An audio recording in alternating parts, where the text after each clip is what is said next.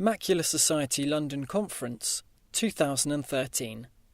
Be inspired, the work of Macular Society volunteers. Ladies and gentlemen, we're going to talk about volunteering. As Helen mentioned at the beginning of the day, really, the volunteers we have for the Society are really the people who deliver the Society's services. We cannot do without our volunteers, and we have at least 1,000. They are too many even to count for us, but we know that we have at least 1,000 people around the country who volunteer for us on a daily basis. And our award presentations earlier today gave you some idea of some of the work and the huge impact that our volunteers do. Many people here in the room will be volunteers. But we hope that this next session, if you're not already volunteering for us, will inspire you to think about doing so in the future. So we've invited 4 of our fantastic volunteers up onto the platform to tell you a little bit themselves about the work that they do for us, the Society, and the work they do for people with macular disease, other people, because all 4 of our volunteers have a macular condition themselves. So I'm going to introduce them to you.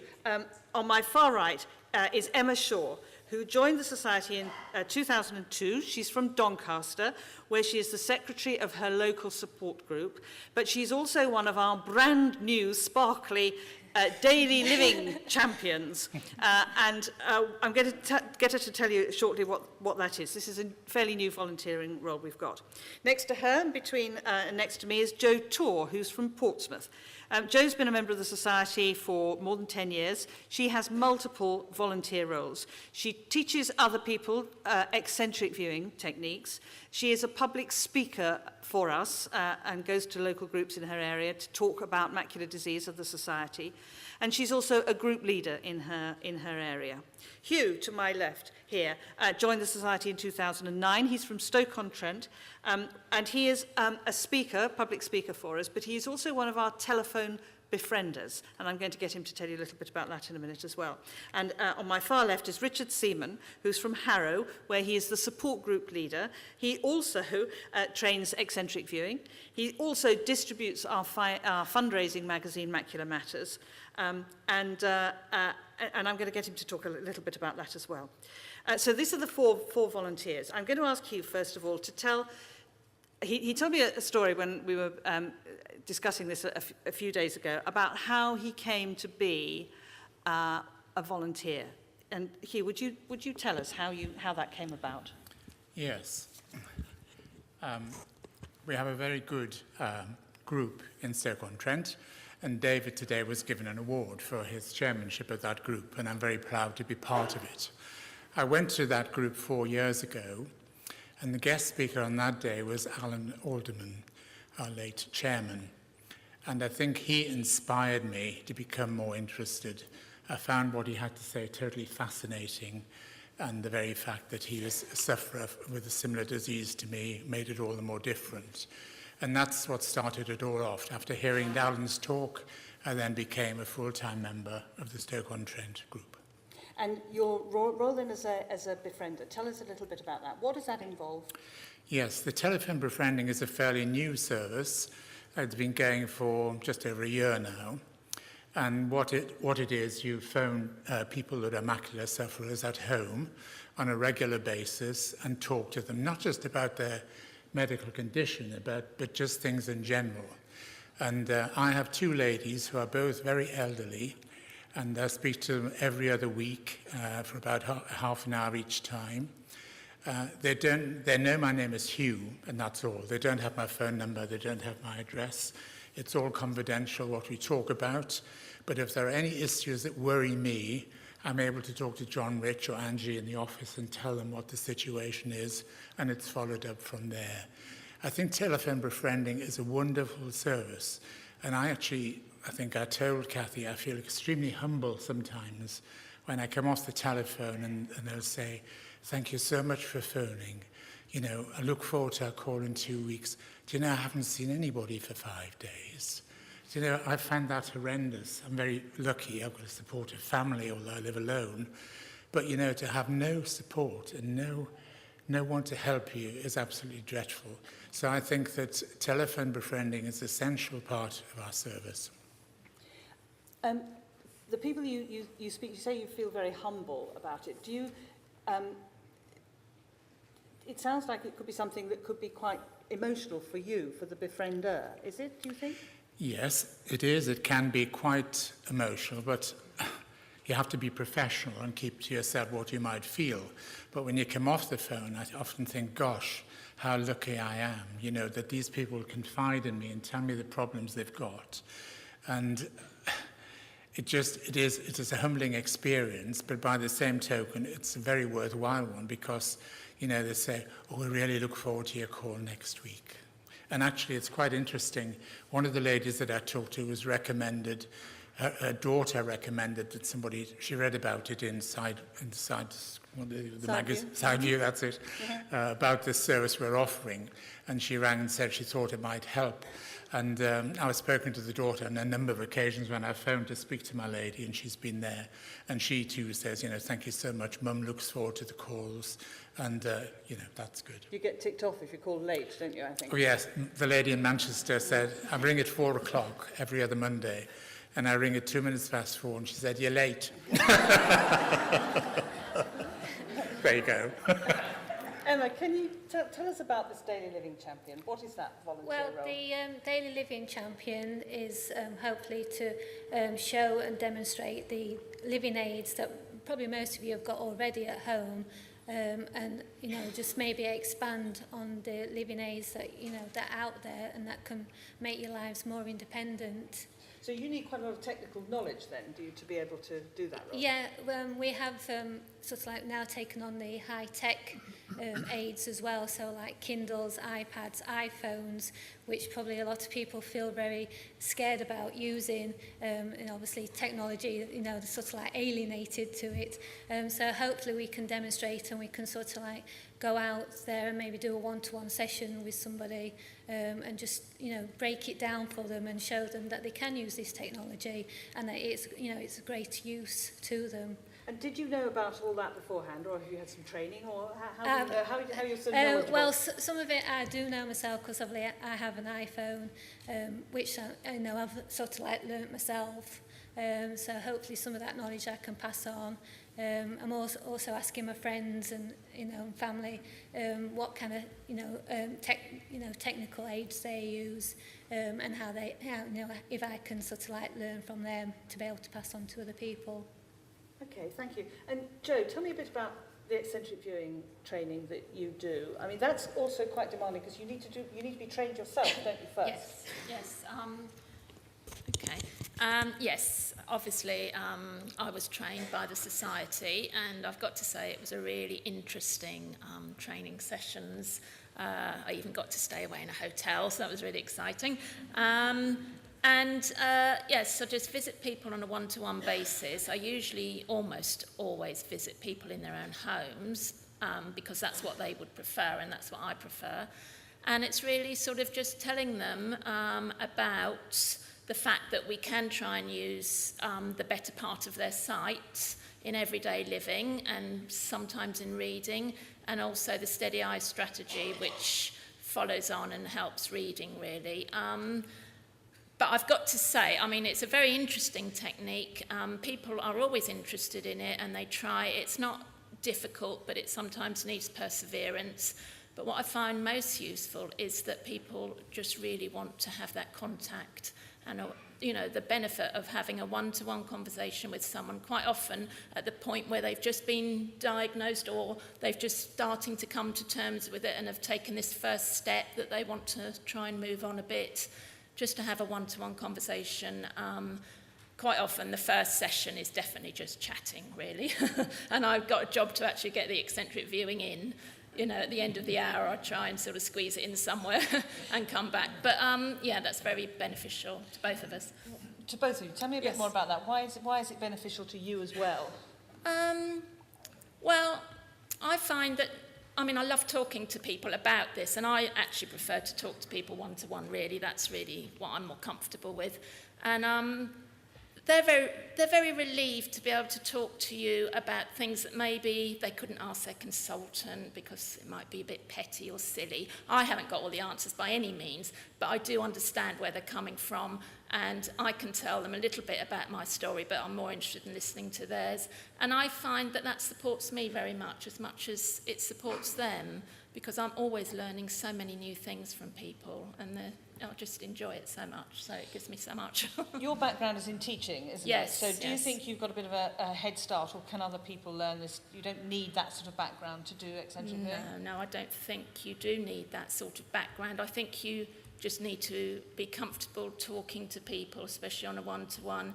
Yes, you need to, I often need to sort of look at my notes and think, I need to explain this again, I need to refresh my own memory, but it's not a difficult technique to explain to people, and really a lot of it is about them practicing it. A lot of it is just general, what probably everyone does anyway, talk to people, share ideas, encouraging.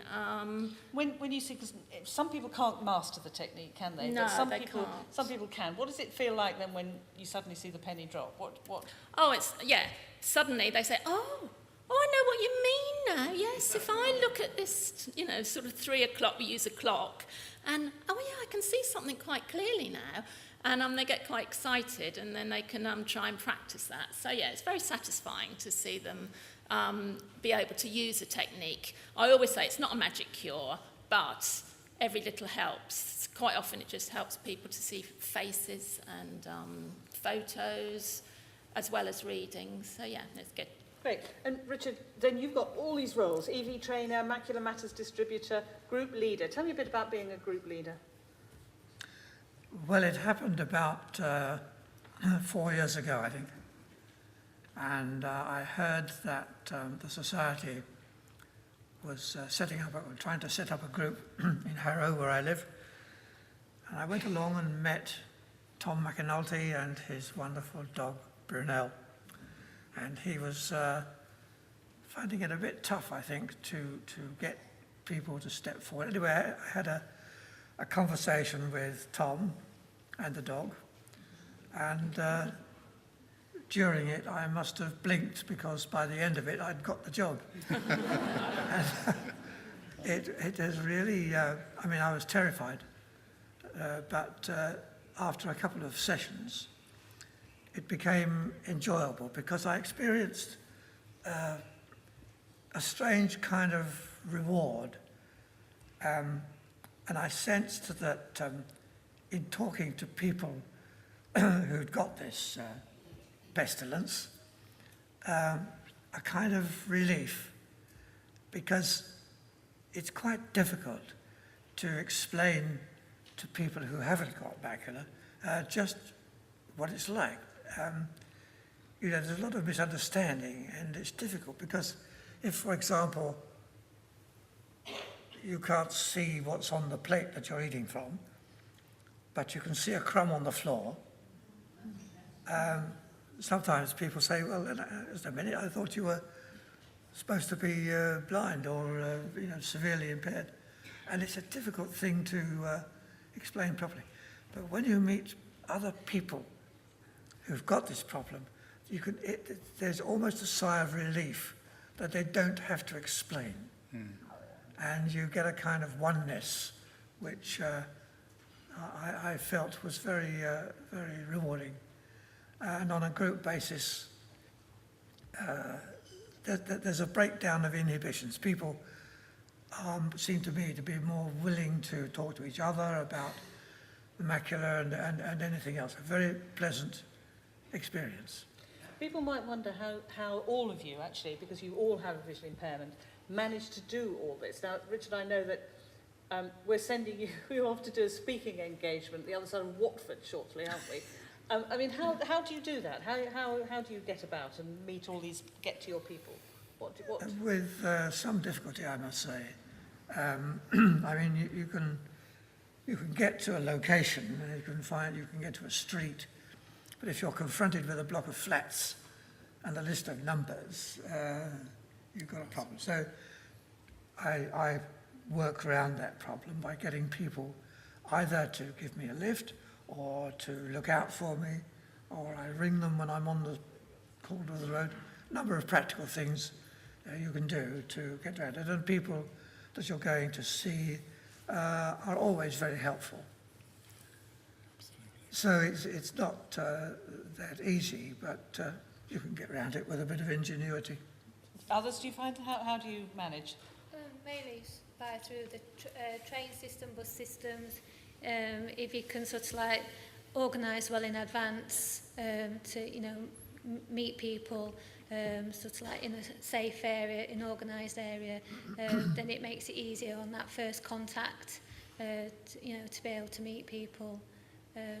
Hugh, do you, have you got any tips, any hints and tips? Do you find? Yes, everyone has a tongue in their mouth.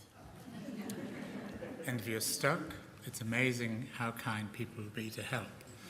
I don't use a white stick or a simple cane. Some people do, and that becomes simpler because then people realise that you have a problem. But if you know you're really stuck, I mean, I have the same problem as Richard. I can't define numbers, I can't read signs. But I mean, the assistance one gets by the National Rail Service is quite incredible. I don't know if many of you travel by rail, but I was shied away from it until my son, who lives in Northumbria, said, "Dad, why don't you have assistance?" I said, "What do I want assistance for?" He said, "Well, you can't find your seat, you have a struggle with your baggage." So I got assistance. It costs absolutely nothing. And the rail service are fantastic. They meet me at Stoke Station, they put me on the train to Derby. When I get to Derby, somebody takes me off the train, puts me on the Edinburgh train, and they meet me at Alnmouth, where my son lives. So, and it's the same on the way back. Fantastic service, which is entirely free.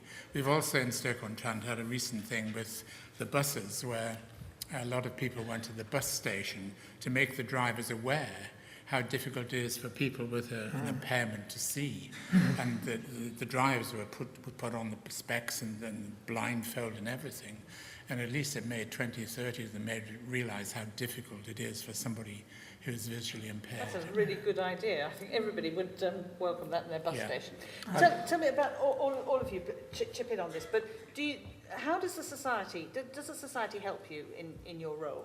Do you feel that you're supported in your role, or are you just sort of fired off into the world? Go and do this. Can I come in on that? Because one of the best rewards that I've enjoyed, and you may say, well, he would say that anyway, but anyway, the Society is one of the best responders. It gives very prompt and good support. I do work with a number of other charities, and in terms of performance and support, although they're very good and noble causes, they don't come anywhere near the support that you get from the Macular Society. Oh, well, that's really good.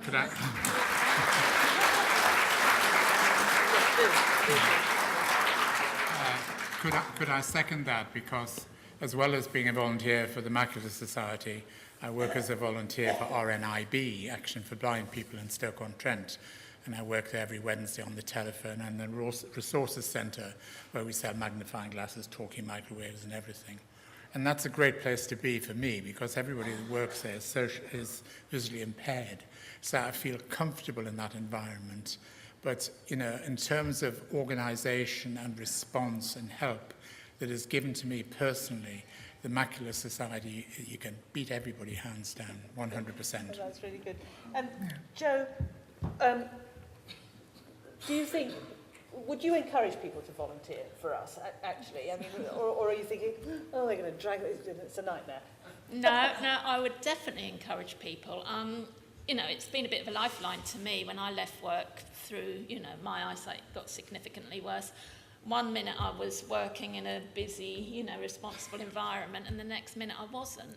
And so I got involved in the volunteering, and again, I was able to use my skills and experience, and I feel like I'm valued and made to feel worthwhile, and I've got something to offer. And I think the Macular Society do that. They offer you really good quality training.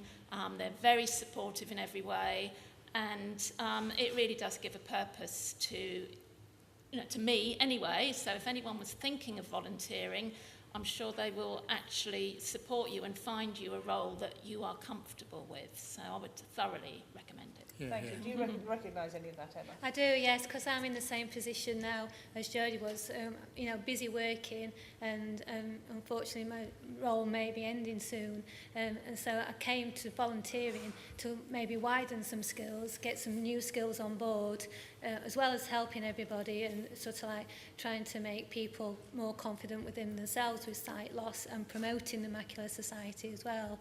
I just thought it would be an avenue for me to go down, and hopefully, you know, we'll be able to, you know, get some work out of it as well as, you know, volunteering and still keep helping people with sight loss. All right. Thank you all very much indeed, all of you. And aren't they wonderful?